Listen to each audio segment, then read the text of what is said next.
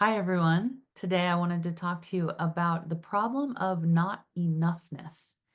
Have you ever had a great idea or a dream, but then a voice in your head immediately says, "Who do you think you are?" That question used to hijack my momentum. Every time I got excited about something, before I could even take the first step, my brain automatically went to this answer: You are not enough. You are not good enough. You are not smart enough. You are not experienced enough. You are not young enough. You are not old enough. You are not skinny enough. You are not pretty enough. The list goes on, right? This belief is what I call the not enoughness disease. And it's something that many of us carry. And it's the root cause behind people pleasing and perfectionism and self sabotage and codependency. It keeps us stuck in overgiving, playing small, and being afraid to take up space. But here's the truth: not enoughness is a lie. It is not who you are. And today I want to share exactly how I broke free of it. So hopefully you can too. I don't know when I first heard these words. Who do you think you are, young lady? But that rang loudly in my mind for much of my life. And every time I wanted to do something bold, to speak up or to take a risk or follow a dream, that voice shut me down. And as a kid, I learned that being nice and quiet and helpful and self sacrificing kept me safe.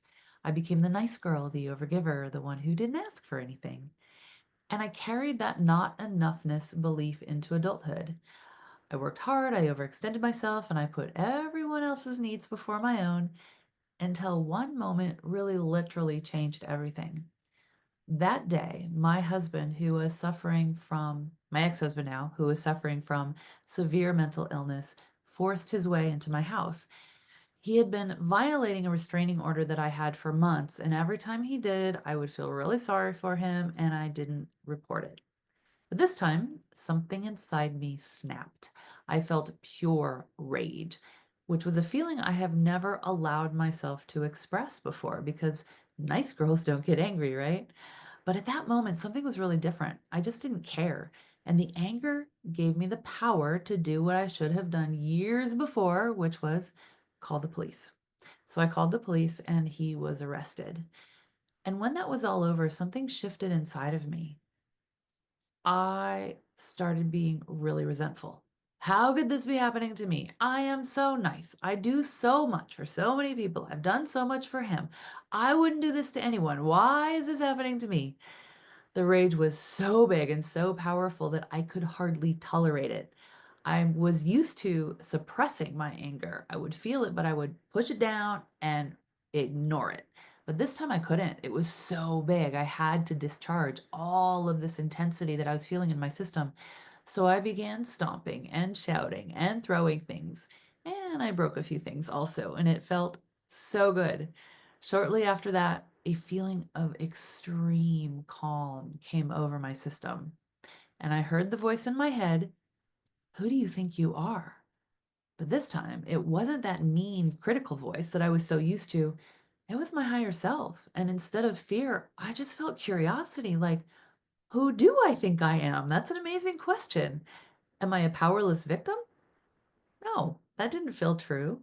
So, who exactly am I if I'm not this person that believed that I was not enough? Well, that curiosity was the beginning, and my life has never been the same because I began to question my identity. So, how do you break free from not enoughness? Well, here's three steps that work for me that I'd like to share with you. Number one is recognize the voice of not enough. So, the next time you hear in your head or you think you are not enough, not smart enough, not ready enough, not good enough, stop and be the objective observer. Objectively name what you're noticing. Oh, there I go again. I'm noticing the thought I am not good enough. And then feel and move through the emotions. So you want to check in with your body. Do you notice any anger, any sadness, any frustration? If you're noticing anything, allow yourself to express it. Move it through your body because stuck energy and emotions will only feed the pattern of not enough. So you've got to discharge it. You can move the energy by shaking or stomping or brushing it off. And then when you're done, slow down. Step number three is shifting your identity to your higher self. And to do this, you must first identify the pattern. Step number one. And then in step number 2, you allowed yourself to move any of that stuck energy out of your system. So now you have space to slow down and tune in, which is step 3. Tune in. Who are you inside? Not your pattern, but what does the essential self inside of you have to say? Healing the not enough disease is not about fixing yourself. It's about remembering who you truly are. You're an eternal soul having a physical experience. You are more than enough. You have always been more than enough, and it is time to step into that truth. If this video resonated with you, please hit the like button and subscribe for more videos on healing your patterns. And if you'd like to go deeper, you can join my free community, the Somagetics Sanctuary, where you will find live calls, healing resources, and a lot of support for transforming your old survival patterns. Thanks for listening. I hope to see you soon.